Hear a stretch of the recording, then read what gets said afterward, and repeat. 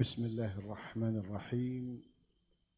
السلام عليكم ورحمة الله وبركاته.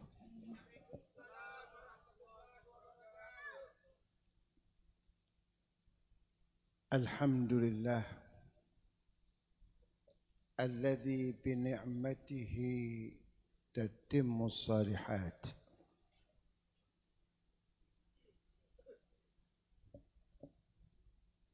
Itu kipasannya bisa diarahkan ke sana.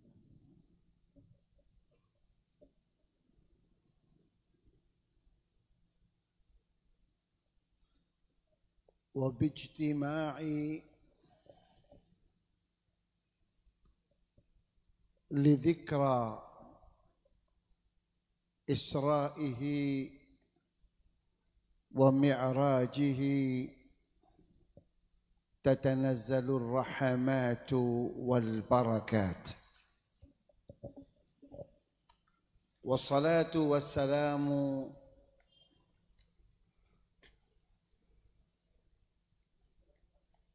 على سيدنا وحبيبنا وشفيعنا وقرة أعيننا محمد،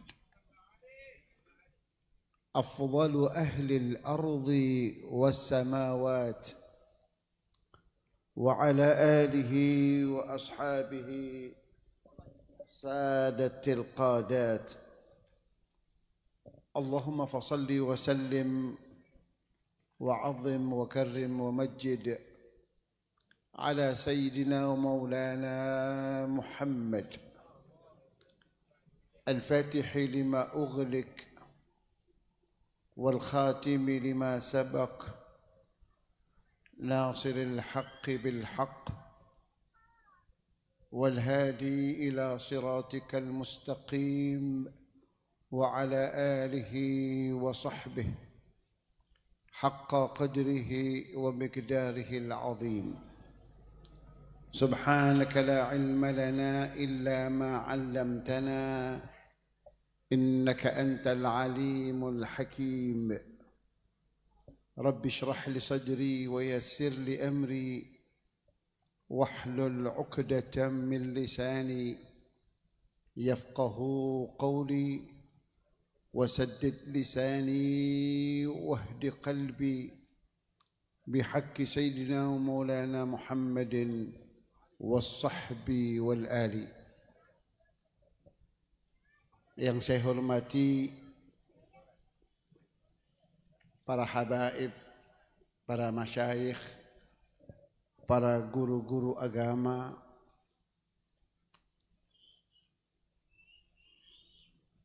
tak lupa yang saya hormati Ketua Takmir Masjid Agung Al-Ma'arif, yang saya hormati dan saya banggakan Imam Besar dari Masjid Agung Al-Ma'arif, Ayahanda Haji Abdul Wahab,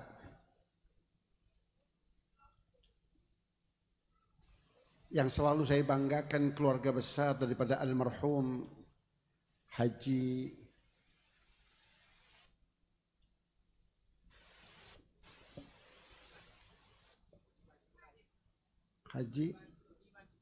Budiman Ibrahim bin Ibrahim.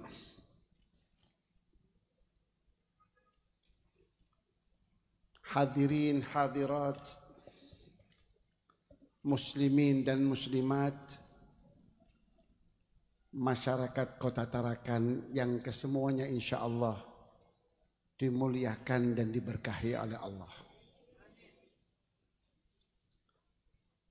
Marilah pada kesempatan yang baik ini, di pertemuan kita yang semoga diridhai dan diberkahi oleh Allah ini,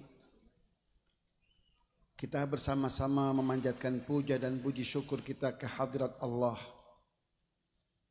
di mana semata berkat limpahan rahmat, taufik, hidayah dan inayahnya, maka pada malam hari ini kita dapat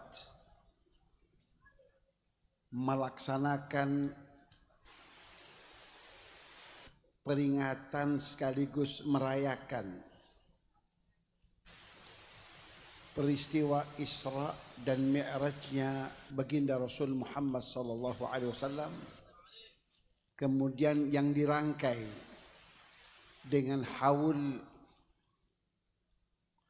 dari seorang ulama besar yang tadi sudah dibaca pujian-pujian yang dialamatkan kepada beliau, yaitu Asy-Syaikh Muhammad Abdul Ghani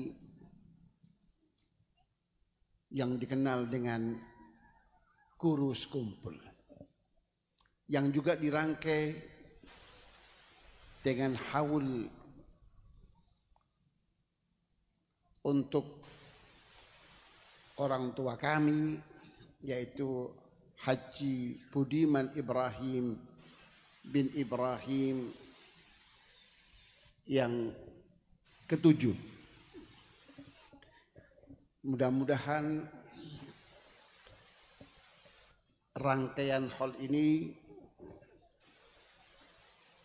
Allah Subhanahu wa taala akan tetapkan sebagai sebuah nilai bakti seorang anak kepada orang tuanya. Dan seluruh rangkaian yang kita sudah jalankan tadi usai salat maghrib, dari pembacaan Yasin, pembacaan tahlil, yang dimana kemudian dalam doa kita memohon kepada Allah, jika Allah berkenan untuk mengkabulkan dari seluruh rangkaian amal tadi, maka pahalanya kita haturkan dan kita berikan kepada almarhum yang kita hauli pada malam hari ini. Harapannya semoga Allah terangi kubur beliau dan Allah jadikan kubur beliau raudhah min riyadil jannah. Amin ya rabbal alamin. Lalu peringatan seperti ini adakah dasarnya? Sebelum kita memasuki acara inti kita, yaitu peringatan Isra dan Mi'raj, adalah haul itu sendiri yang notabene adalah memperingati hari kemangkatan dan kewafatan orang tua kita, orang-orang tua yang pernah berjasa kepada kita, orang-orang tua yang karena mereka kita ada di dunia ini, dan yang jasa-jasa kebaikannya nggak mungkin dapat terbalaskan itu. Lalu sebagai wujud bakti seorang anak kepada orang tua, lalu kita memperingati haul hari kewafatan mereka itu dengan melaksanakan berbagai macam acara, di antaranya pembacaan Yasin dan pembacaan tahlil. Apakah hal seperti ini ada dasarnya? Yang pertama adalah bahwasanya apakah yang kita upayakan dan kita usahakan dari pembacaan Yasin, pembacaan tahlil, kemudian kita hadiahkan kepada mereka itu, apakah kira-kira bisa sampai? Allah Subhanahu wa taala berfirman dalam Al-Qur'anul Karim, A'udzu billahi minasyaitonir rajim. Bismillahirrahmanirrahim. Walladzina ja'u min ba'dihim yaquluna rabbana ighfir lana wa li ikhwanina alladhina sabaquna bil iman wa la taj'al fi qulubina ghillan lil ladzina amanu rabbana innaka ra'ufur rahim. Allah berfirman, walladzina ja'u min ba'dihim, dan mereka-mereka yang datang generasi anak yang datang setelah generasi bapak meninggalkan dunia yang fana ini. Lalu generasi anak itu sepeninggal orang tua mereka mengatakan, Rabbana ghfir lana, ya Allah ampunilah kami, wa li ikhwanina alladzina sabaquna bil iman, dan ampunilah juga saudara-saudara kami, orang-orang tua kami. Kenapa disebut ikhwan? Karena di dalam konsep syariat Islam, al-muslim akhul muslim, bahwa seorang muslim itu adalah saudara dari muslim yang lain. Maka hubungan kita antar muslim itu adalah ada hubungan ikhwan atau ukhuwah, hubungan persaudaraan. Bahkan Al-Quran menginformasikan kepada kita, seyogyanya hubungan antar mukmin yang satu dengan mukmin yang lain itu bagaikan hubungan antara saudara kandung yang terlahir dari satu rahim. Allah berfirman, innamal mu'minuna ikhwah. Kalau kita kembali kepada terminologi bahasa, ikhwah itu tidak akan diucapkan terkecuali untuk mereka yang terlahir dari satu rahim. Artinya untuk saudara-saudara sekandung, seayah dan seibu, baru dikatakan ikhwah. Begitulah pandangan Islam, pandangan Al-Quran terhadap hubungan emosional yang seharusnya tergalang dan terbina antara muslim yang satu dengan muslim yang lain, antara mukmin yang satu dengan mukmin yang lain. Dan mereka-mereka yang datang kemudian setelah generasi yang terdahulu itu telah pulang ke alam baqa, ke alam barzakh, ke alam kubur. Lalu yang hidup mengatakan, ya Allah ampunilah kami dan ampunilah saudara-saudara kami yang telah mendahului kami ke alam kubur itu. Andaikan istighfar yang hidup untuk yang mati itu sebuah kesia-siaan, niscaya Allah tidak akan abadikan dalam Al-Quran. Allah abadikan dalam Al-Quran dan Allah jadikan itu sebagai bahan informasi bahwa istighfarnya yang hidup untuk yang mati itu ada berfungsi dan amat sangat bermanfaat. Karena saudara kita yang telah mendahului kita ke alam baqa itu, hakikatnya mereka mati? Jawabannya tidak. Mereka itu hidup di alam yang lain, hidup di alam barzakh, hidup di alam kubur, dan memungkinkan saja interaksi antara kita yang hidup di alam asbah dengan mereka yang hidup di alam barzakh itu untuk berhubungan dan berinteraksi. Di antaranya melalui doa-doa kita yang kita kirimkan kepada mereka.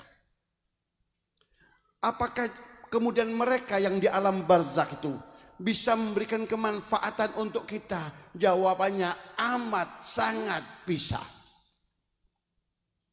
Hal itu sebagaimana yang diinformasikan oleh Allah dalam Al-Quranul Karim. Tatkala kita membaca surat Al-Kahfi, di antara surat Al-Kahfi itu diangkat cerita tentang Nabi Allah Musa dan Nabi Allah Khidir. Nabi Khidir itu sebagian ulama mengatakan bukan Nabi, Sayyiduna Khidir. Antara Nabi Musa dan Sayyiduna Khidir, di antaranya adalah saat mereka berdua memasuki sebuah desa. Penghuni penduduk desa itu abai terhadap mereka berdua. Nabi Allah Musa sempat dongkol dan marah dalam hati. Kenapa orang-orang desa ini abai terhadap mereka berdua? Padahal ia adalah seorang nabi. Sayyidina Khidir cuek aja dengan perilaku penduduk desa itu. Sampai akhirnya tatkala mereka berdua berjalan, Sayyidina Khidir akhirnya melihat di salah satu perkampungan itu ada rumah yang nyaris roboh. Maka kemudian Sayyidina Khadir membenahi rumah itu agar rumah itu tidak roboh, dibenahi. Maka Sayyidina Musa alaihissalam mengatakan, untuk apa engkau benahi rumah di mana penduduknya abai terhadap kita, cuek terhadap kita? Maka kata Sayyidina Khadir, inilah yang membedakan antara aku dan dirimu, wahai Musa. Aku membenahi rumah ini dan membangunnya kembali atas instruksi dari Allah. Kenapa? Karena di bawah rumah itu terdapat harta peninggalan.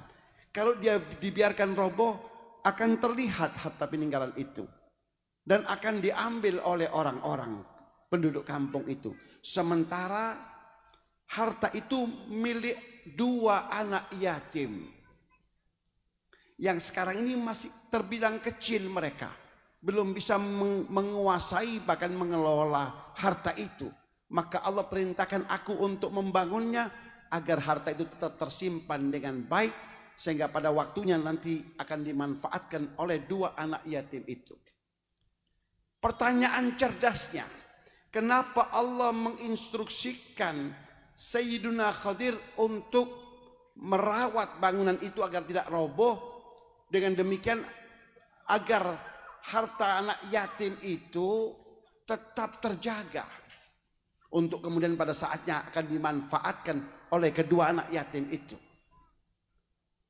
Kenapa secara spesifik Allah perintahkan Sayyidina Khadir untuk menjaga dan merawat harta benda itu? Bukankah anak yatim itu banyak di dunia ini? Kenapa yang diperhatikan hanya 2 anak yatim itu saja? Maka kalau itu pertanyaannya dijawab oleh Al-Quran. Wa kana abuhuma sholihah. Karena kedua orang tua anak yatim itu orang soleh. Di mana orang tua itu? Orang tua itu telah tiada. Bahkan kita akan lebih terkaget-kaget lagi kalau kita membuka kitab tafsir. Di seluruh kitab-kitab tafsir dijelaskan bahwa yang dimaksud dengan orang tua itu adalah nenek moyang daripada anak yatim itu di generasi yang ke-6. Generasi ke-6 kira-kira ya mungkin 300 tahun yang lalu. Antara anak yatim itu dengan sang kakek yang soleh itu kira-kira jaraknya 300 tahun yang lalu. Sudah meninggal. Dan wallahu a'lam apa wujudnya. Tapi menjadi pertimbangan Allah bahwa 300 tahun yang lalu yang meninggal itu diperhitungkan oleh Allah sehingga yang hidup hari ini dapat merasakan kemanfaatan daripada kesolehan generasi kakek atau moyang generasi ke-6 itu. Itu jelas. Yang dikubur memberikan manfaat kepada yang hidup. Kalau kita misalnya ke daerah Surabaya, ke kawasan Ampel itu, ya itu nggak usah jauh-jauh Al-Quran lah. Kita ke Surabaya, ke kawasan Ampel. Ampel itu akan berbeda dengan kawasan Tunjungan. Ampel itu kalau dibandingkan dengan kawasan Tunjungan adalah daerah yang kumuh, sumpek, padat penduduk. Dan pertokoannya di lorong-lorong. Tapi aneh bin ajaibnya, pertokoan di daerah Ampel itu harga jualnya melebihi pertokoan di daerah modern, daerah Tunjungan. Dan pertokoan di daerah Ampel itu adalah pertokoan yang paling sibuk sepanjang sejarah di Surabaya. Nyaris pertokoannya nggak pernah tutup 24 jam. 24 jam sibuk dan diramaikan oleh pembeli dan pengunjung. Sehingga harga sewa sebuah toko di kawasan Ampel itu jauh lebih mahal daripada persewaan toko di daerah Tunjungan. Kenapa? Jawabannya hanya satu, karena keberadaan makam Sunan Ampel. Yang mati bisa memberikan kemakmuran kepada yang hidup. Ini nggak perlu teori. Ini secara kasat mata dapat kita saksikan. Yang mati memberikan kebaikan dan keberkahan untuk yang hidup. Baik dari sisi finansial dan yang lain-lainnya. Maka dalam konsep Islam, manusia itu pada hakikatnya nggak pernah mati. Kematian itu justru sebagai gerbang besar untuk menuju ke kehidupan yang kekal dan abadi. Maka dalam hal ini Allah berfirman dalam surat Al-Mulk. Allah berfirman, A'udzu billahi minasyaitonir rajim. Tabarakalladzi biyadihil mulku wa huwa ala kulli syai'in qadir. Alladzi khalaqal mauta wal hayata liyabluwakum ayyukum ahsanu amala. Ialah Allah yang telah menciptakan kematian dan kehidupan. Kenapa Allah sebut kematian terlebih dahulu baru kehidupan? Bukankah dalam realita ini, kehidupan kita di dunia ini, kita hidup dulu baru mati? Tapi Allah sebut terlebih dahulu kematian baru kehidupan. Itu Al-Quran ingin memberikan informasi sekaligus mengedukasi kita. Bahwa jika engkau ingin berjuang tentang kehidupan masa depan itu adalah kehidupan masa depan yang sesungguhnya itu adalah kehidupan pasca kematian. Itu baru kehidupan yang sesungguhnya. Kehidupan yang abadi. Kalau kita sukses, sukses untuk selamanya. Kalau kita gagal, gagal untuk selama-lamanya. Dalam sebuah hadis Rasulullah SAW disebutkan, Inna minal birri ba'dal birri an tusalliya li abawaika ma'a salatika wa tasuma li abawaika ma'a saumika. Sabda Rasul adalah merupakan kebaikan. Di atas segala kebaikan adalah engkau sholat untuk kedua orang tuamu setelah engkau melaksanakan sholat untuk dirimu sendiri. Dan engkau berpuasa untuk kedua orang tuamu setelah engkau berpuasa untuk dirimu sendiri. Apa maksudnya itu? Adalah bahwasanya di antara nilai kebaikan, di atas segala kebaikan, setelah kita sholat itu kita berdoa kepada Allah. Ya Allah, manakala engkau kabulkan sholatku hari ini, maka ya Allah, aku hadiahkan pahalanya untuk kedua orang tuaku. Wah, enak orang tua kita, sementara kita dapat bagian apa? Jangan khawatir bahwa kalau kita hadiahkan nilai sholat kita itu untuk orang tua kita, atau nilai pahala puasa kita untuk orang tua kita, itu tidak akan mengurangi sedikit pun jatah pahala yang akan kita peroleh.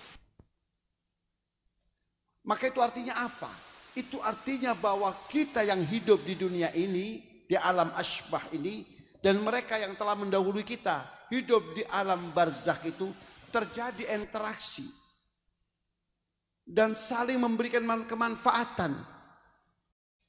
Orang tua kita akan bersedih dan akan memohonkan ampun bagi dosa dan kesalahan kita.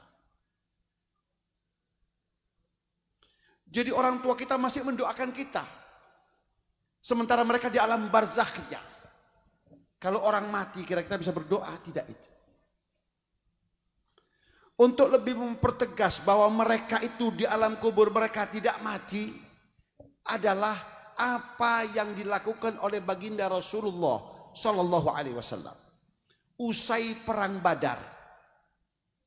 Usai perang Badar, perang yang pertama itu, yang dijalankan oleh baginda Rasul Sallallahu Alaihi Wasallam, di mana kemudian Allah memberikan kemenangan yang gilang gemilang untuk umat Islam.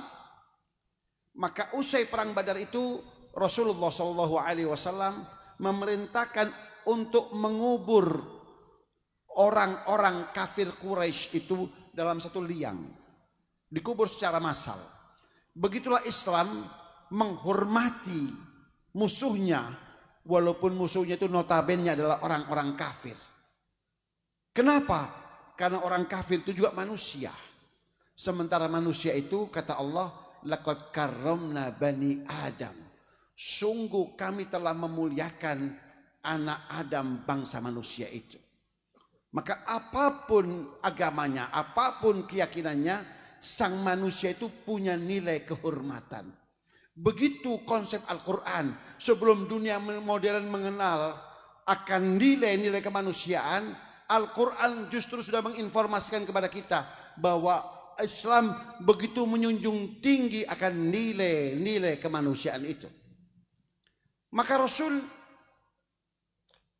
karena nilai-nilai kemanusiaan tadi itu, menghormati para musuhnya, diperintahkan untuk dikubur secara massal dalam satu liang. Selesai penguburan itu, Rasul kemudian menghampiri kuburan itu. Seraya Rasul mengucapkan, memanggil satu persatu dari orang-orang kafir yang telah dikuburkan itu. Kata Rasul, ya Utbah, ya Syaibah, ya Rabi'ah, ya Umayyah bin Khalaf, ya Aba Jahlin, hal wajadtum ma wa'adakum rabbukum haqqa? Laqad wajadtu ma wa'adani rabbi haqqa. Wahai Umayyah bin Khalaf, wahai Syaibah, wahai Rabi'ah, wahai Utbah, wahai Abu Jahal, ini pentolan-pentolan kafir Quraisy yang sudah mati. Lalu Rasul mengatakan, hal wajadtum, apakah saat ini kalian telah memperoleh dan mendapatkan ma wa'adakum rabbukum haqqa, apa yang selama ini telah Allah janjikan kepadamu, yaitu azab kubur. Laqad wajadtu ma wa'adani rabbi haqqa, karena aku telah mendapati dan memperoleh apa yang telah Allah janjikan kepadaku, yaitu kemenangan besar terhadap diri kalian. Saat Rasul menyampaikan hal ini, di sebelah Rasul ada seorang sahabat. Sahabat yang selama ini amat sangat kritis. Mengatakan, wahai baginda Rasul, yang benar saja, apakah engkau berkomunikasi dengan manusia-manusia yang saat ini telah menjadi bangkai? Atukallimunan nasa wa qad jayyafu? Apakah engkau berkomunikasi dengan manusia-manusia yang saat ini telah menjadi bangkai? Apa reaksi Rasul Sallallahu Alaihi Wasallam saat itu? Kata Rasul Sallallahu Alaihi Wasallam, ma anta bi asma'a minhum walakinnahum la yujibun.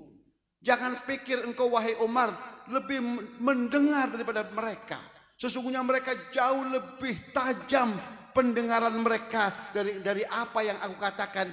Hanya saja mereka tidak dapat menjawab perkataanku itu. Jelas mendengar, melihat adalah sifat-sifat kehidupan. Orang mati nggak mungkin mendengar dan nggak mungkin melihat. Maka itulah yang mendasari kita. Kenapa kita buat peringatan haul? Lalu kirim doa. Apakah hal itu akan sampai kepada mereka? Itu yang pertama. Apakah itu bermanfaat untuk mereka? Jawabannya sampai dan amat sangat bermanfaat. Kenapa? Karena Rasul sallallahu alaihi wasallam mengatakan, al-mayyitu fi qabrihi kal ghariq yantadiru da'wata akhi. Posisi mayat dalam kubur itu seperti orang yang sedang hendak tenggelam, yang menunggu pertolongan saudaranya yang masih hidup di dunia ini. Jika kemudian kita berdoa untuk mereka, itu seperti kita mengulurkan tangan kepada mereka untuk kemudian menyelamatkan mereka dari tenggelam itu. Jadi jelas, clear bahwa apa yang kita lakukan itu ada dasarnya, baik dari ayat Al-Quran maupun dari hadits Rasulullah sallallahu alaihi wa ala alihi wa sahbihi wasallam. Untuk itu masyarakat yang sudah biasa melaksanakannya, jangan ragu-ragu dan jangan terprovokasi oleh dakwah-dakwah yang lewat medsos dan lain-lain sebagainya yang mengatakan ini bid'ah, ini sebuah kesia-siaan dan seterusnya, bahwa itu tidak benar. Akhirnya kita ke inti acara kita, yaitu peristiwa Isra dan Mi'raj baginda Rasul Muhammad sallallahu alaihi wasallam. Peristiwa Isra itu terjadi tepatnya pada tahun ke-9 setelah pengangkatan Nabi kita Muhammad sebagai Rasul sallallahu alaihi wasallam. Dan peristiwa ini diabadikan di dalam surat Isra yang tadi sudah dibaca oleh pembaca Al-Quran kita. Subhanalladzi asra bi'abdihi laylan minal masjidil harami ilal masjidil aqsa alladzi barakna hawlahu linuriyahu min ayatina innahu huwas sami'ul basir. Maha suci Allah. Allah awali kalimatnya dengan subhana. Maha suci Allah. Itu untuk apa? Untuk mengcounter reaksi dari masyarakat Makkah saat informasi tentang Isra itu disampaikan oleh Rasul. Mereka orang-orang Quraisy, musyrikin Quraisy saat itu rame-rame mendustakan akan peristiwa Isra itu. Kenapa? Dianggapnya nggak masuk di akal. Karena memang sesuatu yang dimensinya itu adalah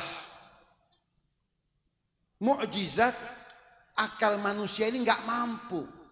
Jangan sok pintar bahwa elemen dan sirkuit serta seluruh isi otak kita itu tak cukup mampu untuk mencerna sesuatu yang bernama mukjizat. Karena arti mukjizat artinya penakluk akal manusia. Maka akal kita tak cukup mampu untuk mencerna hakikat mukjizat itu. Maka Allah awali subhana, maha suci Allah yang telah menjalankan hambanya di malam hari dari Masjidil Haram ke Masjidil Aqsa. Itu terjadi pada tahun 9 setelah kenabian Rasul kita Muhammad SAW. Tepatnya setelah Rasulullah SAW mengalami peristiwa yang bertubi-tubi yang mendera beliau, kesedihan demi kesedihan yang mendera beliau, sehingga tahun itu disebut dengan tahun kesedihan. Sebelumnya orang-orang kafir Quraisy Makkah itu telah mengisolasi Nabi, sehingga Nabi menarik dari kehidupan masyarakat ramai, tinggal di perkampungan Bani Hashim yang didukung kemudian oleh keluarga beliau Bani Hashim itu. Nah, di perkampungan Bani Hashim itu mereka diboikot, diembargo, tidak disuplai makanan, tidak disuplai minuman. Bahkan seluruh perdagangan dengan Bani Hashim itu diputus, sehingga tidak ada komoditas yang dapat dijual dan mereka tidak dapat membeli komoditas yang dibutuhkan. Itu terjadi selama 3 tahun. Sungguh amat sangat menderita Rasul dan para pengikutnya kaum yang beriman dan orang-orang daripada Bani Hashim walaupun saat itu mereka belum beriman. Penderitaan yang mereka alami itu begitu amat sangat. Jangankan yang namanya kurma. Kurma itu sudah selesai habis. Mereka konsumsi apa aja? Pelepah daun kurma.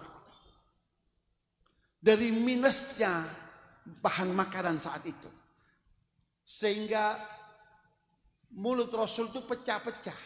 Lidah beliau pecah-pecah. Karena apa? Memakan pelepah daun kurma yang seyuknya tidak dikonsumsi. Di tengah-tengah penderitaan beliau yang seperti itu, tiba-tiba saja Allah Subhanahu wa taala panggil orang-orang terkasih di tengah-tengah kehidupan beliau. Yang pertama dipanggil adalah istri tercinta beliau, Sayyidatuna Khadijatul Kubra. Sosok wanita yang selama ini mendukung perjuangan beliau. Bukan hanya mendukung secara moral, tapi juga secara material. Karena seorang Siti Khadijah adalah perempuan kaya raya, di mana hartanya seluruhnya dihibahkan untuk Rasulullah dan untuk perjuangan demi membela agama Islam. Istri setia dan yang begitu mencintai beliau itu wafat. Allah panggil beliau. Rasul terpukul dengan kematian sang istri. Belum selesai linangan air mata kesedihan itu kering dari beliau. Allah panggil juga pamanda beliau.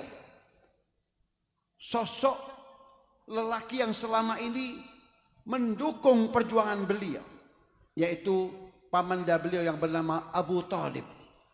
Maka lengkaplah sudah kesedihan beliau dan penderitaan beliau. Nah, setelah peristiwa yang bertubi-tubi ini, Allah hendak menghibur hati baginda Rasul SAW yang terluka itu. Allah tidak hendak kekasihnya larut dalam kesedihan. Maka Allah layangkan undangan untuk Rasul SAW. Undangan ini hanya dialami oleh satu-satunya Rasul dari jajaran para Rasul. Allah layangkan undangan. Dan untuk menghormati yang diundang, Allah bukan sekedar melayangkan undangan, tapi undangan itu dibawa oleh kurir. Dan bukan sembarang kurir, yaitu Sayyidina Jibril alaihissalam dan Sayyidina Israfil. Diperintahkan oleh Allah kedua malaikat ini untuk menemui kekasih Allah Rasul Muhammad. Tidak sampai di situ, juga telah dipersiapkan untuk mengundang Rasul itu, dipersiapkan kendaraannya, kendaraan yang amat sangat luar biasa mewahnya, yang kemudian dikenal dengan buraq. Buraq itu kenapa disebut buraq? Yang pertama, karena fisik dari kendaraan yang akan ditunggangi oleh Rasul itu fisiknya berupa binatang tunggangan.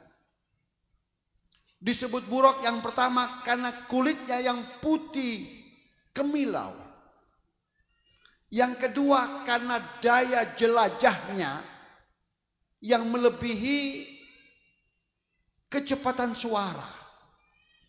Dalam hadis Rasul yang diriwayatkan oleh Imam Bukhari dan Imam Muslim, dikatakan sekali buraq itu mengayuhkan kakinya, ia akan melesat sejauh mata memandang.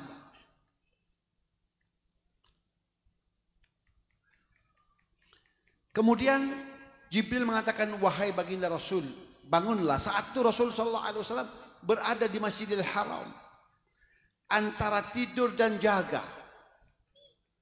Maka kemudian digapai tangan beliau oleh Jibril.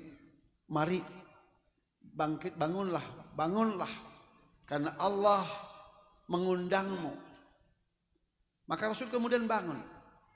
Dengan dikawal oleh Jibril di sebelah kanannya, Israfil di sebelah kirinya, lalu berjalan menuju Zamzam yang merupakan situs kenabian, yaitu situs daripada Nabi Allah Ismail bin Ibrahim alaihissalam. Lalu di sana dilakukan pembedahan ringan dan singkat. Dibelah dada beliau. Kenapa? Untuk menyesuaikan. Karena beliau akan melakukan sebuah perjalanan yang menembus angkasa luar. Yang kalau secara konvensional mungkin dibutuhkan peralatan. Maka dilakukan pembedahan. Kata para ulama, hikmahnya untuk apa? Untuk menyesuaikan diri. Agar Rasul tetap bisa bernafas dan bisa berkomunikasi dengan leluasa. Tanpa harus memakai oksigen dan seterusnya.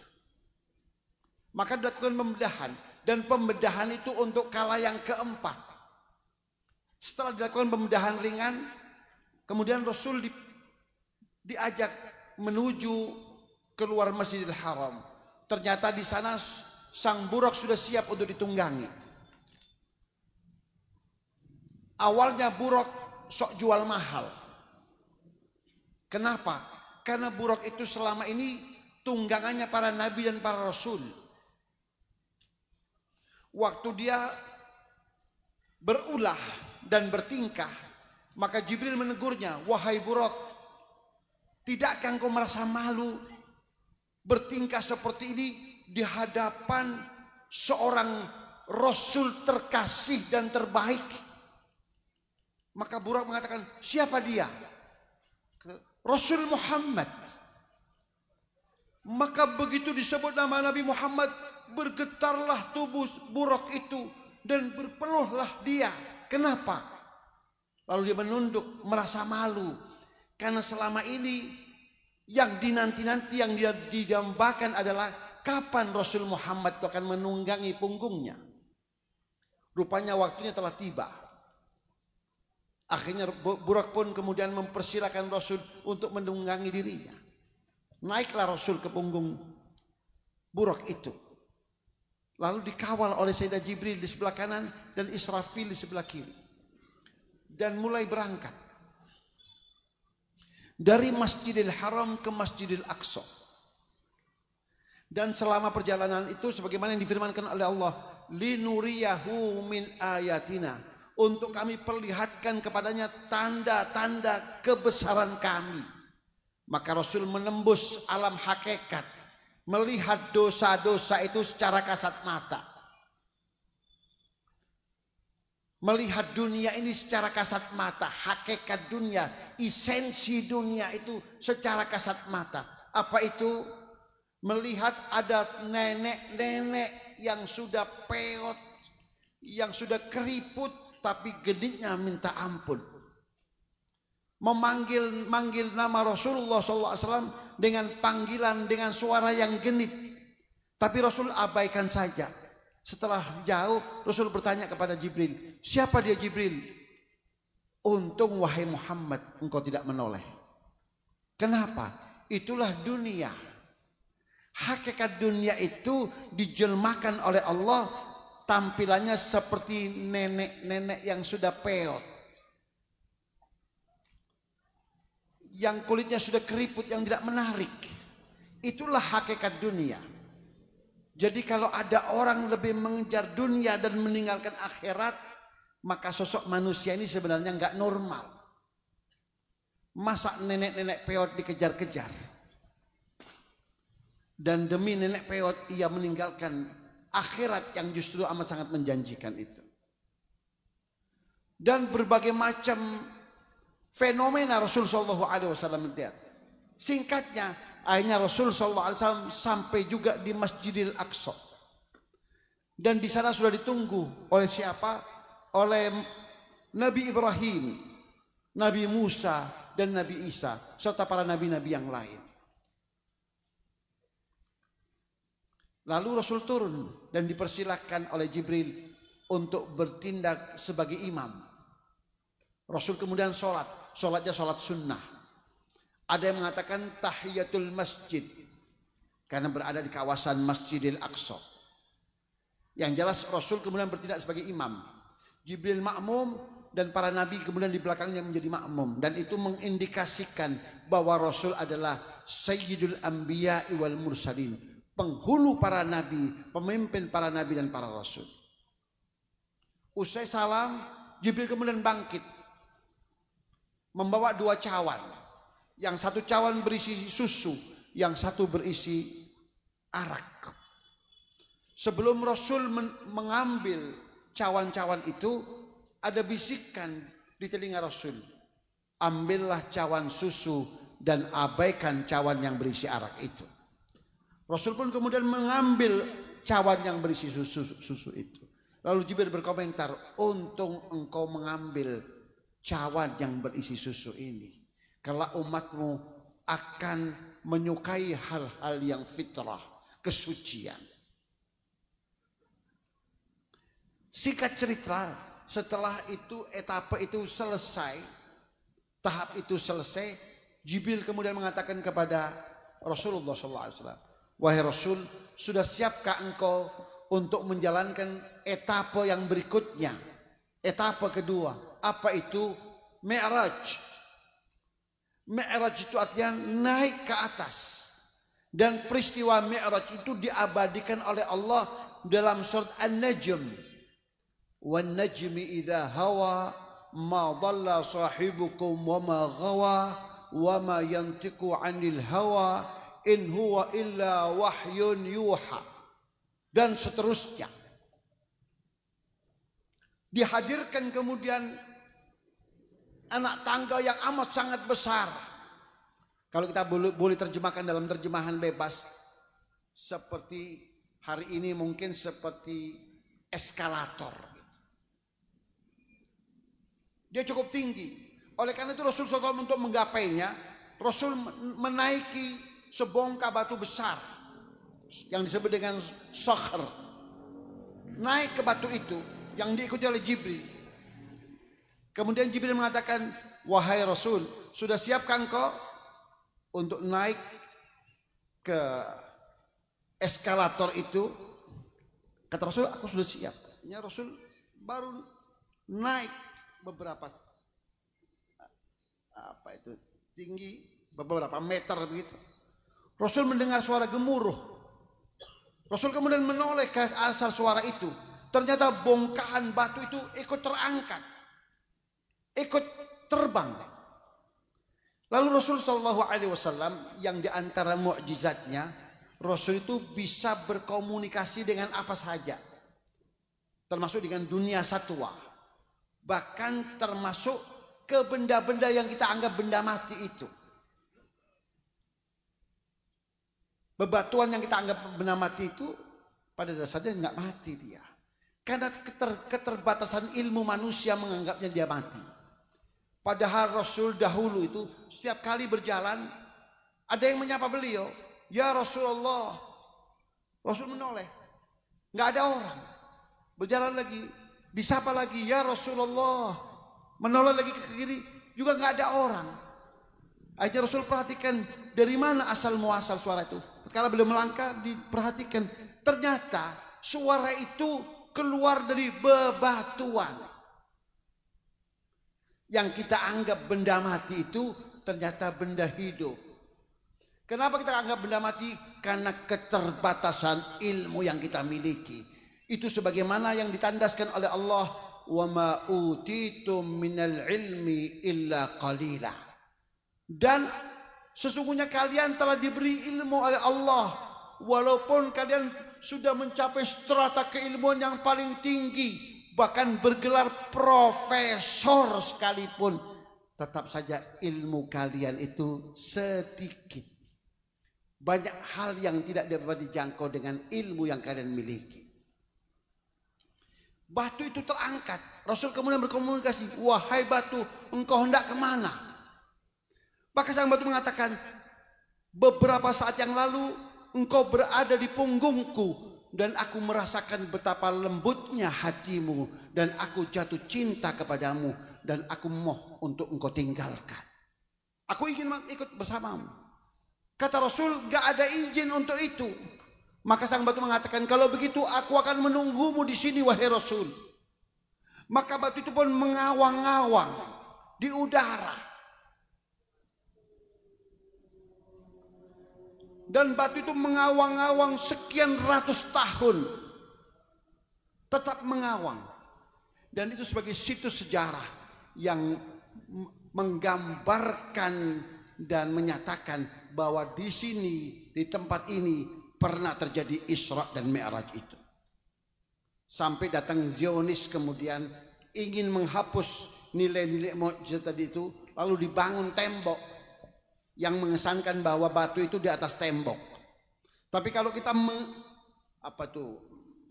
memutar ya, dari belakang itu masih terlihat jelas itu bahwa batu itu masih mendongak ke atas begitu. Yang menunjukkan bahwa di tempat itu pernah terjadi peristiwa Mi'raj baginda Rasul sallallahu alaihi wasallam. Yang kemudian di zaman Sayyidina Umar dibangunlah Kubah. Yang kemudian sampai generasi-generasi berikutnya tetap dibangun Kubah itu. Yang kemudian Kubah itu dikenal dengan Qubbatus Sakhr. Kubah yang di bawahnya ada batu yang merupakan situs sejarah dalam syariat Islam itu. Yaitu dia masuk kompleks Masjidil Aqsa yang kemudian sekarang menjadi simbol Masjidil Aqsa. Padahal itu bukan Masjidil Aqsa, itu Qubbatus Sakhr. Kubah yang di bawahnya ada batu yang melayang-layang itu. Nah, singkat cerita, Rasul kemudian melanjutkan perjalanan beliau, menembus lapisan langit. Pertama, kedua, ketiga, keempat, kelima, keenam, sampai ketujuh. Di setiap lapisan langit itu beliau bertemu dengan Nabi Adam, ada Nabi Allah Yusuf di langit ketiga, ada ketemu Nabi Harun di langit kelima, ketemu Nabi Musa di langit yang ketujuh, ketemu Nabi Ibrahim di langit yang ketujuh, yang keenam Nabi Allah Musa, yang kelima Nabi Allah Harun. Sampai akhirnya lanjut sampai di sebuah kawasan yang namanya Sidratul Muntaha. Sidratul Muntaha itu disebut Sidratul Muntaha. Sidra karena di sana ada pohon yang namanya sidrah. Muntaha adalah itu kawasan terakhir tempat aktivitasnya para malaikat.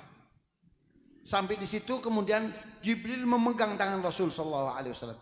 Ya wahai baginda Rasul, sampai di sini izin yang hamba peroleh untuk mengawal engkau. Selanjutnya engkau dipersilakan untuk melanjutkan perjalanan ini seorang diri. Maka Rasul SAW saat itu sempat berkata, wahai Jibril, tega nian engkau meninggalkan diriku di tempat yang begini asing? Bukankah engkau sedari tadi begitu setia mengawalku dan menemani diriku? Kata Jibril, bukan maksud hati ingin meninggalkan dirimu. Dan juga siapa yang ingin dan mau berpisah dengan baginda Rasul sallallahu alaihi wasallam itu? Sosok manusia dengan aroma tubuh yang paling wangi, sosok manusia dengan senyum yang paling indah yang pernah Allah ciptakan untuk seorang manusia. Itulah Rasul kita Muhammad. Jadi aku sebenarnya tidak ingin berpisah dengan dirimu wahai Muhammad. Tapi inilah kewenangan yang Allah berikan kepadaku. Maju selangkah saja maka akan hancur tubuh ini berkeping-keping. Maka sadar akan keterbatasan Jibril, Rasul pun kemudian melanjutkan perjalanan itu seorang diri. Lanjut. Kata para ulama, masih ada 70.000 hijab yang ditembus oleh Rasul sallallahu alaihi wasallam. Sampai akhirnya ada perintah stop.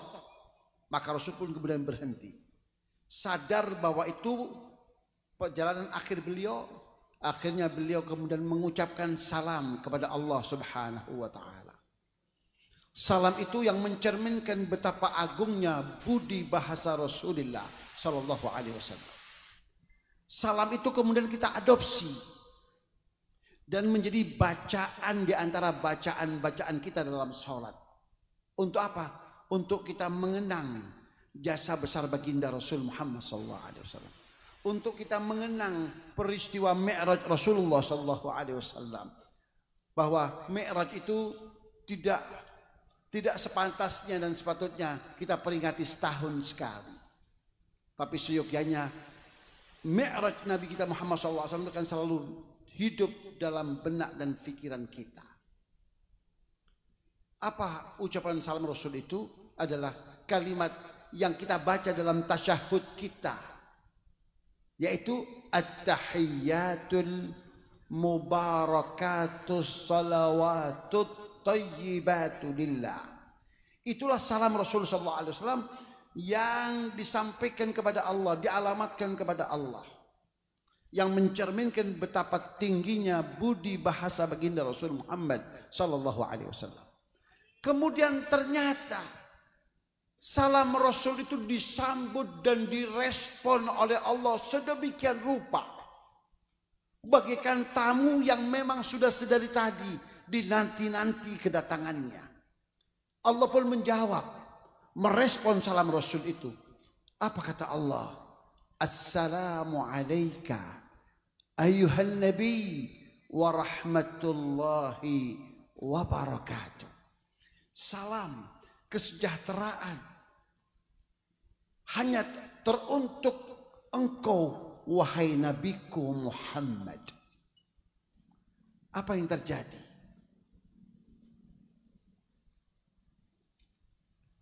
Tenggelamkah Rasul dalam kebanggaan dirinya, mendapat respon yang sedemikian rupa, dan mendapat respon dari Allah yang mencerminkan betapa Allah begitu menyayangi dan mencintainya? Tenggelamkah Rasul dalam kebanggaan diri? Ternyata Rasul sebagai pemimpin umat, beliau tidak mudah untuk tenggelam dalam kebanggaan diri saat beliau di dalam keagungan yang seperti itu.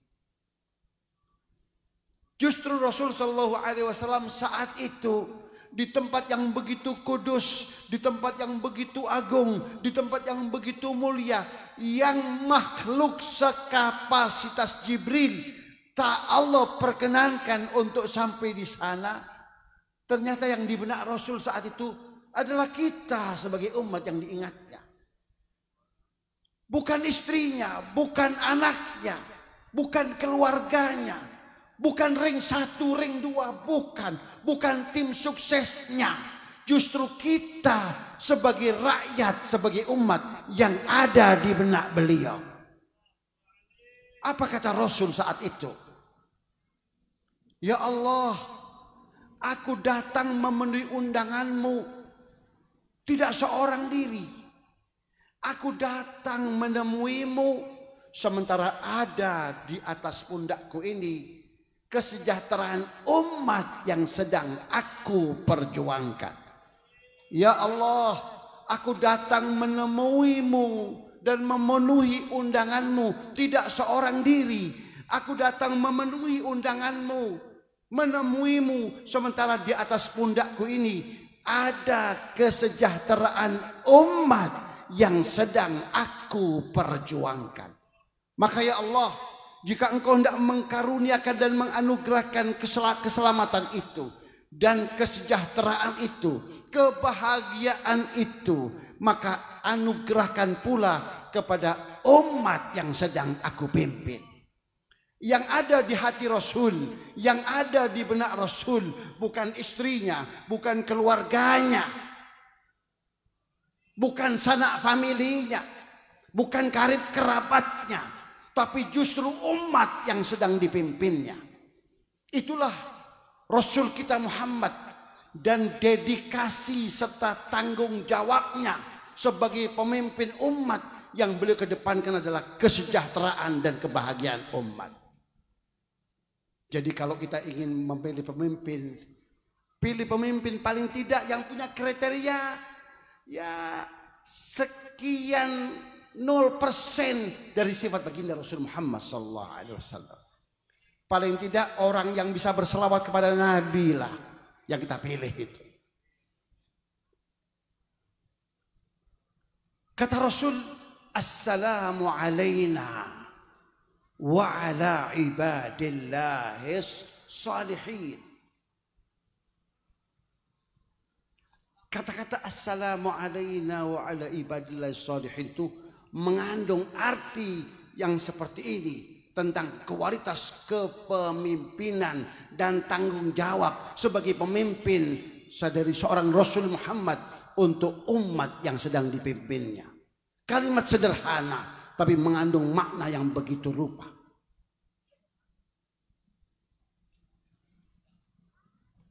Kemudian setelah itu Rasul mendapatkan mandat. Rupanya itulah tujuan pertama dan utama. Kenapa Rasul diundang?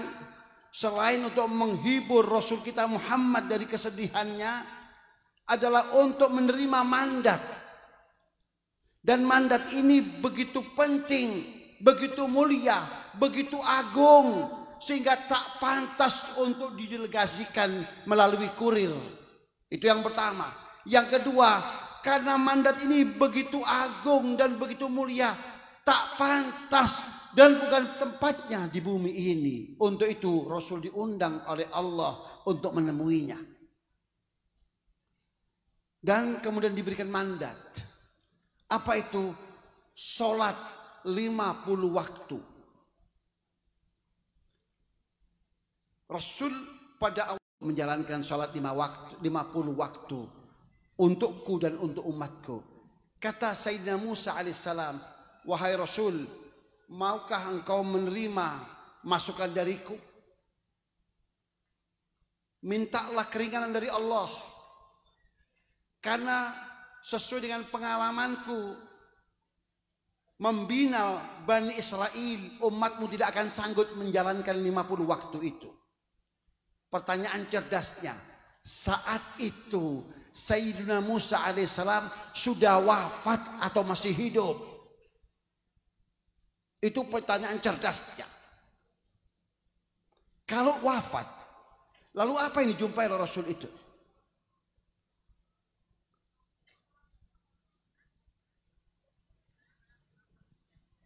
Sebuah hayalan. Kalau sebuah hayalan, kata Allah menafikan. Ma zaghal basaru wa ma tagha. Apa yang kau lihat itu adalah konkret nyata. Bukan hayalan. Bukan halusinasi. Kalau begitu Sayyidina Musa hidup. Dan Sayyidina Musa memberikan masukan kemudian kepada Rasul sallallahu alaihi wasallam. Kalau kita menafikan orang yang telah mati itu tetap hidup, maka kita walaupun menafikan kita menikmati hasilnya. Karena 5 rakaat, 5 sholat itu, 5 sholat subuh sampai ke isya itu hasil sharing dari orang yang kita anggap sudah mati, yaitu Sayyidina Musa alaihissalam. Anda suka, Anda tidak suka, itulah kenyataannya. Jadi kalau mengatakan yang mati sudah mati, nggak bisa bermanfaat apa-apa. Kita katakan kalau nggak ada manfaatnya, pastinya Anda sholatnya 50 waktu bukan 5 waktu. 5 waktu ini hasil masukan daripada Sayyidina Musa alaihissalam. Yang kemudian Rasul bolak-balik. Itu Rasul SAW sengaja juga agar berlama-lama di kawasan itu. Dan berulang kali untuk berjumpa dan berkomunikasi dengan Allah. Yang akhirnya Allah mengatakan ini 5 waktu namun setara dengan 50 waktu. Karena satu kebaikan akan diganjar dengan 10 pahala. Maka yang 5 waktu setara dengan yang 50 waktu. Akhirnya Rasul SAW pulang ke dunia itu, dan peristiwa itu semua terjadi hanya pada sebagian daripada waktu malam. Bahkan kata Siti Aisyah, itu pembaringan Rasul masih terasa hangat. Artinya Rasul baru saja bangun dari tempat tidurnya dan kembali. Sekali lagi, ini dimensinya adalah dimensi mukjizat yang harus kita imani secara intuisi, bukan secara logika. Karena logika dan keilmuan kita amat sangat terbatas. Tapi itu membutuhkan keimanan dan keyakinan yang melibatkan hati dan jiwa kita, bukan pikiran dan ilmu kita. Nah, kemudian kenapa Allah bebankan itu sholat pada diri kita? Ternyata menurut informasi Al-Quran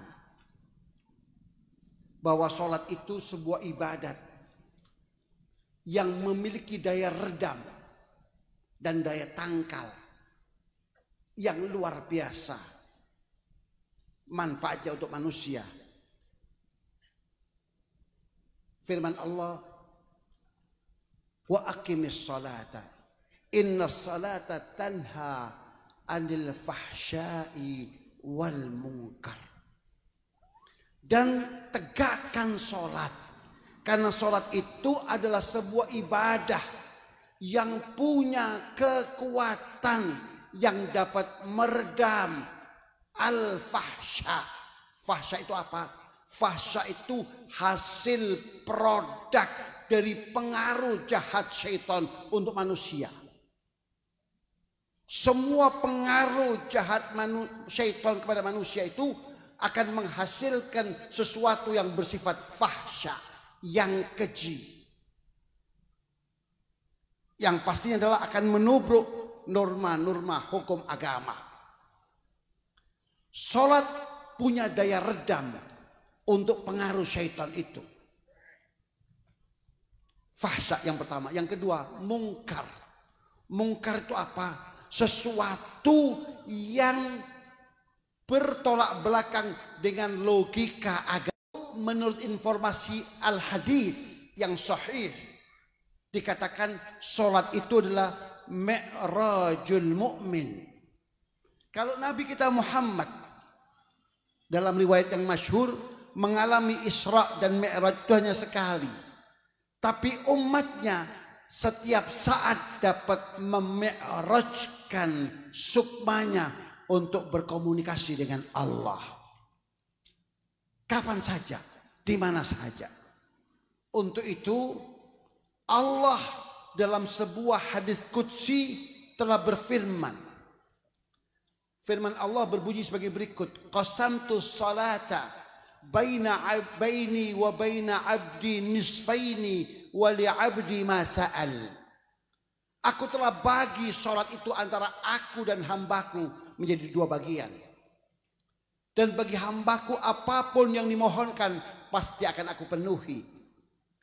Maka kemudian dijelaskan secara rinci dalam hadis qudsi itu. Fa'idha qala al-abdu alhamdulillahi rabbil alamin. Maka tatkala hamba berdiri menghadap kiblat seraya ia membaca alhamdulillahi rabbil alamin.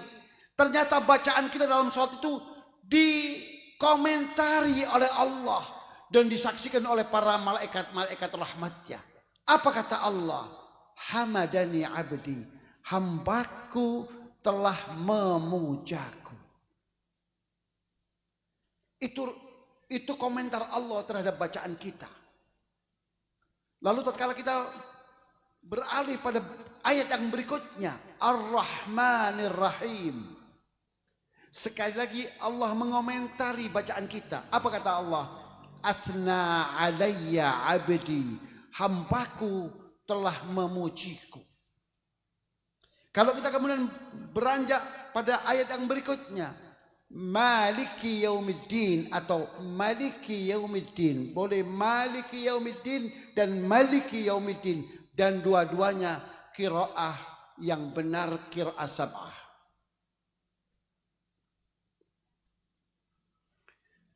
Maliki Yaumiddin, kata Allah, majjadani abdi, hambaku telah mengagungkan diriku. Begitu komentar Allah. Dan itu disaksikan oleh para malaikat-malaikat rahmatnya. Sampai akhirnya kita pada ayat yang berikutnya. Iyyaka na'budu wa iyyaka nasta'in. Hanya kepadamu lah ya Allah aku menyembah. Dan hanya kepadamu aku memohon pertolongan. Apa reaksi Allah tatkala seorang hamba membaca ayat yang satu ini? Kata Allah, hadza baini wa baina abdi wa li abdi ma sa'al.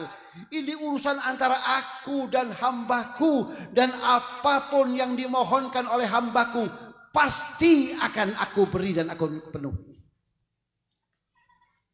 Maka terbukalah peluang kita untuk memohon kepada Allah sebanyak-banyaknya. Tapi kemudian Allah memberikan arahan kepada kita. Kalau meminta jangan hal-hal yang bersifat materi duniawi. Karena itu remeh dan temeh. Itu hal yang kecil di mata Allah. Untuk itu Allah memberikan arahan kepada kita.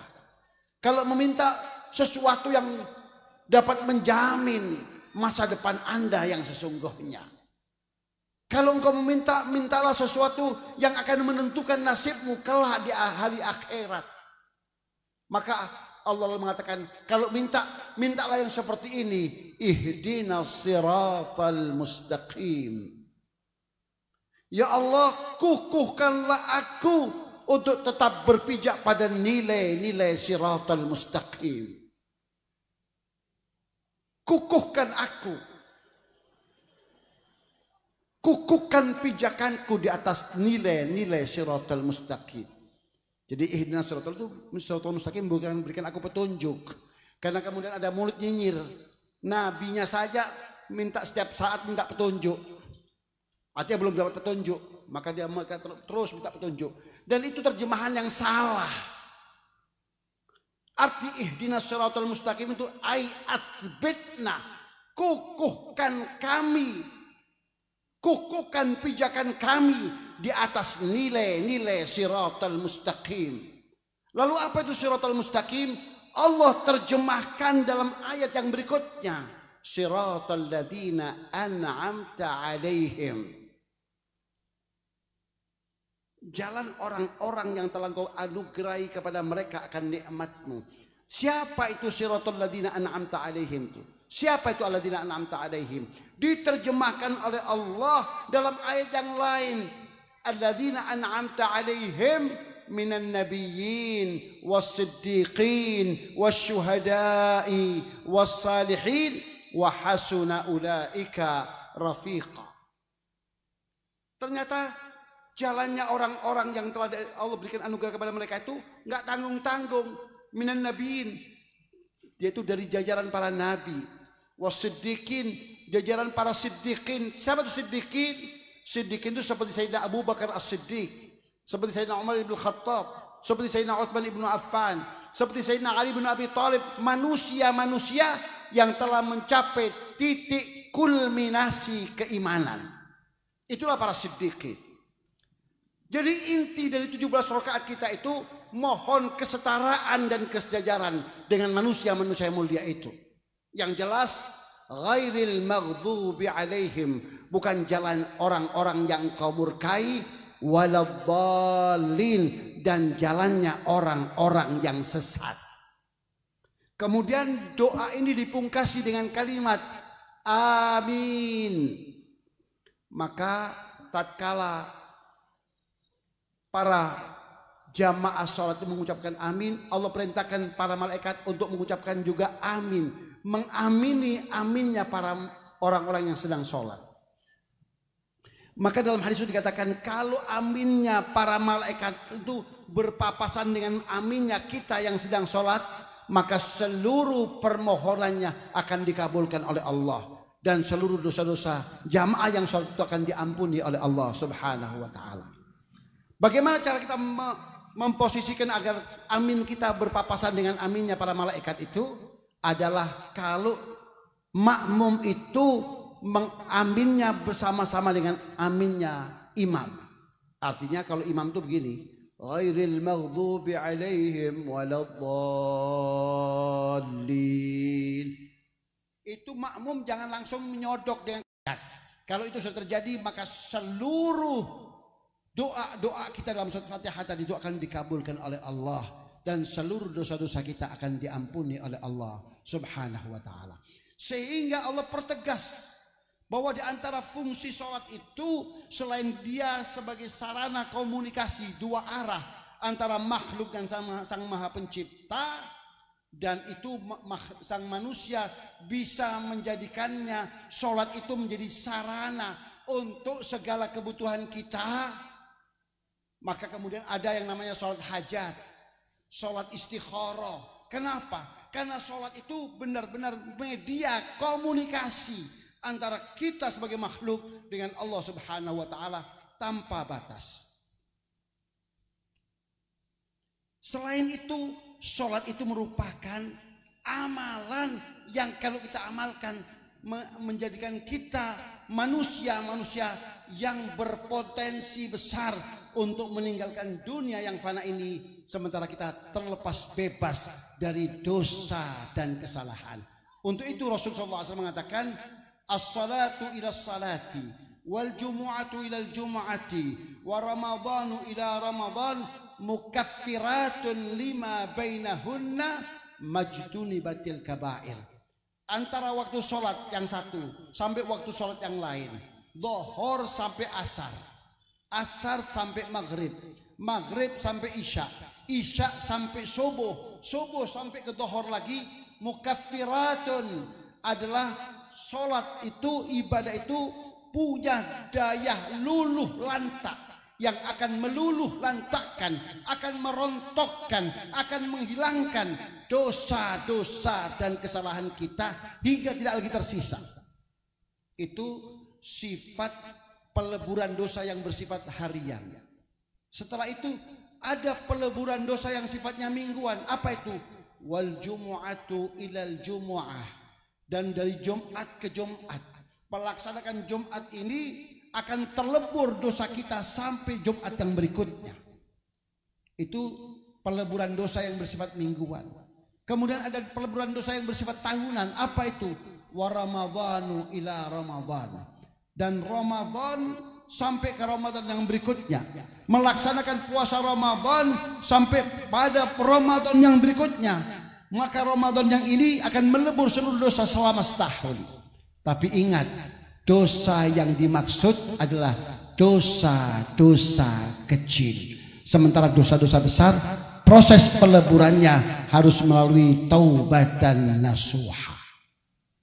Akhirnya kita sampai pada kesimpulan, apa itu? Bahwa kata Rasul sallallahu alaihi wasallam, man hafadha 'ala salati 'asha bi khairin wa mata bi khairin. Siapapun orangnya yang menjaga kelestarian sholatnya, melaksanakan sholat sesuai dengan tuntunan dan tuntutan agama, maka pasti hidupnya akan baik. Seluruh aspek kehidupannya akan baik, mulai dari aspek ekonomi, aspek kehidupan keluarganya, serta dirinya sebagai anggota masyarakat itu akan baik, akan menjadi anggota masyarakat yang terhormat. Bukan karena titelnya, bukan karena nilai-nilai akademiknya, tapi tersebab dan terlebih karena sholatnya. Tidak sampai di situ, wa mata bi khairin, dan mati pun dalam lingkup kematian yang baik, alias dia akan mendapatkan husnul khatimah. Yaitu husnul khatimah itu kata kunci. Kalau kita sudah mendapatkan husnul khotimah, maka selanjutnya kita akan baik-baik saja.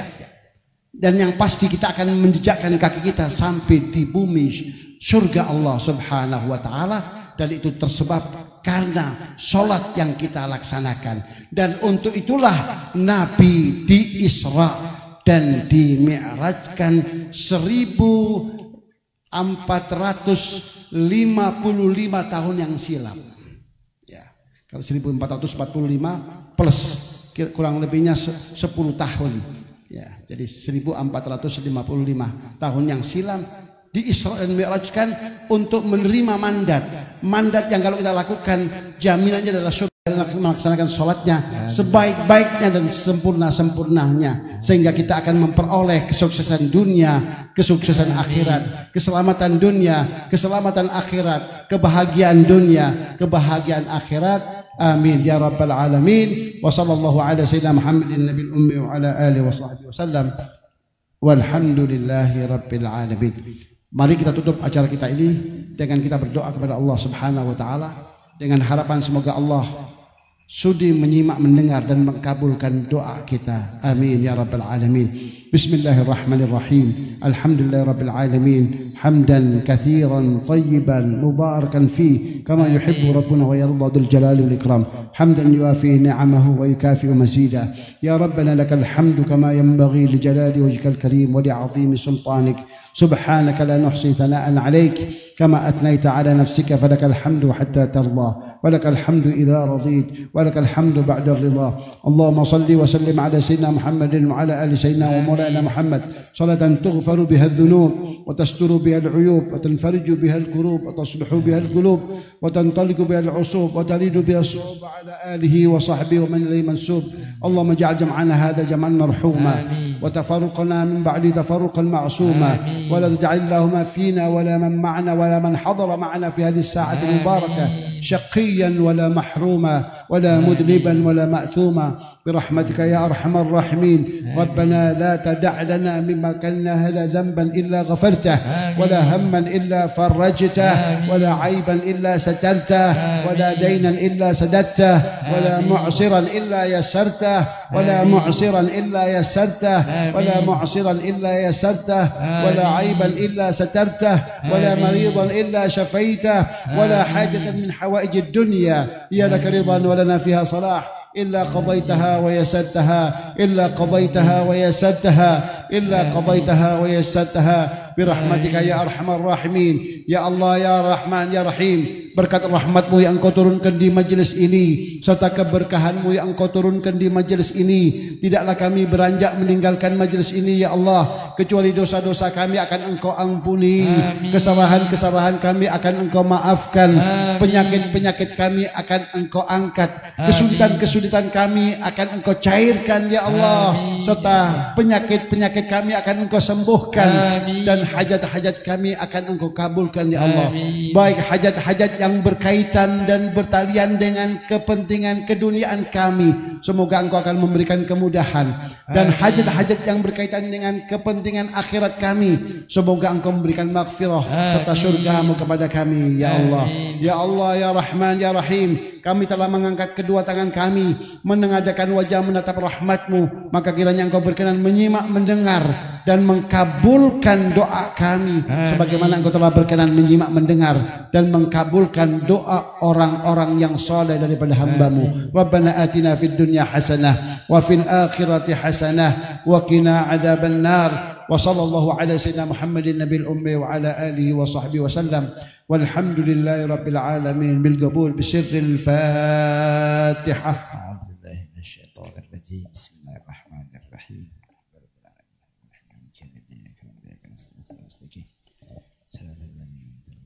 والعفو منكم والسلام عليكم ورحمة الله وبركاته. Waalaikumsalam warahmatullahi wabarakatuh. Demikianlah acara pada malam hari ini. Kami mewakili pengurus Masjid Agung Al-Ma'arif Tarakan mengucapkan ribuan terima kasih kepada Bapak Ibu sekalian yang sudah berkenan hadir, dan kami juga memohon maaf apabila terdapat kekurangan selama berlangsungnya acara. Saya akhiri, walafu minkum, wassalamualaikum warahmatullahi wabarakatuh. Salatullah salamullah ala taha rasulillah. Salatullah salam